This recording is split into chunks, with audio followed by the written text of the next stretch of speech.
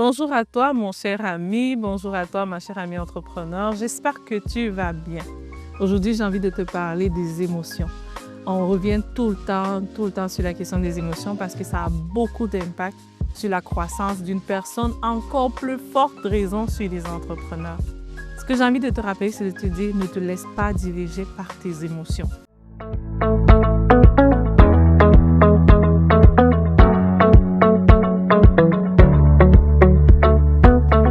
Les émotions, on en aura et tu en auras et j'en aurai tout le temps. Les émotions ne sont pas nécessairement quelque chose de négatif et je pense qu'on en a déjà parlé dans les autres vidéos. Toute réaction produit en nous des émotions de colère, de joie, de peine.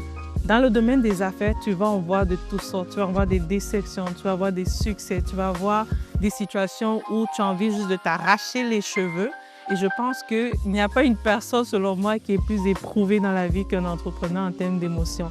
Parfois les difficultés de la vie, parfois les défis de l'entrepreneuriat, parfois les succès aussi de l'entrepreneuriat vont te pousser à avoir comme une danse émotionnelle quasiment en toi. Mais ce qu'il faut que tu te rappelles, admettons, j'ai envie de te donner une situation un peu plus concrète.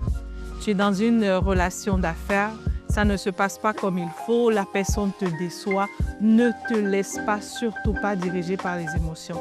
Évite vraiment ces prises de décision. Non, je ne veux plus, ça ne fonctionne plus avec la personne, je passe à autre chose. C'est la pire pour un entrepreneur. Ça veut dire que tout le temps, tu vas être amené à abandonner, à fuir, à te séparer, à mal gérer tes relations. Ce que je te suggère, c'est que lorsque tu vis des émotions fortes ou des émotions négatives, prends le temps. Prends le temps d'examiner pourquoi la chose te fait autant mal. Pourquoi en fait je n'arrive pas à... je veux abandonner. Pourquoi ça vient me chercher, comme on dit souvent. Quand tu vas prendre le temps, tu vas essayer de comprendre en fait. Et ça peut être, tu vas te rendre compte que ça peut être relié même à toi, ce n'est pas nécessairement relié à la personne. Par la suite, rappelle-toi de l'objectif de la situation. Si par exemple vous êtes dans une situation, un contrat de partenariat, essaie de dissocier la dimension émotionnelle et dire ok, ça ne s'est pas bien passé, comment est-ce que je peux réorganiser les choses, comment je peux arriver à l'objectif que je veux. Ça c'est la première des choses et mettre des actions par rapport à ça. La deuxième des choses c'est qu'il faut absolument que tu comprennes qu'en affaires, dans la question émotionnelle, il faut que tu apprennes à préserver tes relations. Ça, c'est super, méga important. Il faut que tu apprennes à lâcher prise. Il faut que tu apprennes à tempérer tes émotions parce que tu vas être déçu, tu vas avoir des situations. Mais si à chaque fois, tu veux blacklister quasiment tes relations autour de toi, tu vas te retrouver tout seul. Donc, chaque fois qu'il y a une relation, réexamine ta responsabilité à l'intérieur et la responsabilité de la personne en face de toi et protège ta relation. Et dis-toi, OK, je te prends un exemple. Tu es en partenariat, ça se passe mal. Oui, je peux continuer à travailler avec la personne si ça correspond à mes valeurs, mais je peux travailler autrement avec la personne. Je me rappelle une histoire en fait. Il y avait un partenaire avec qui on travaillait. Le rendu n'était pas de qualité, fait qu'on s'est séparés.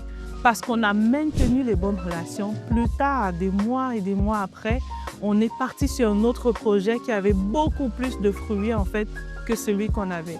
Puis je me suis rappelé, je me suis dit, si j'avais brisé ce partenariat, si on était parti en grosse chicane et puis avec beaucoup de colère ou autre, en fait, peut-être on n'aurait pas accompli ce qu'on a accompli par la suite. Donc, il faut que tu te rappelles, ne te laisse pas diriger par tes émotions. Peu importe ce que tu ressens, prends toujours le recul, examine la chose, prends le dessus de la chose et décide de ce que tu veux voir se réaliser. Et tu vas voir comment les choses vont être beaucoup plus simples dans tes relations, dans ce que tu vis, dans tes accomplissements. Tu vas voir que ton parcours, en fait, va être jonché de belles relations, en fait, que tu vas pouvoir bâtir aussi sur du long terme. Donc, j'espère que ça va pouvoir t'aider. Ça a été un plaisir. C'était Bernadette. Merci.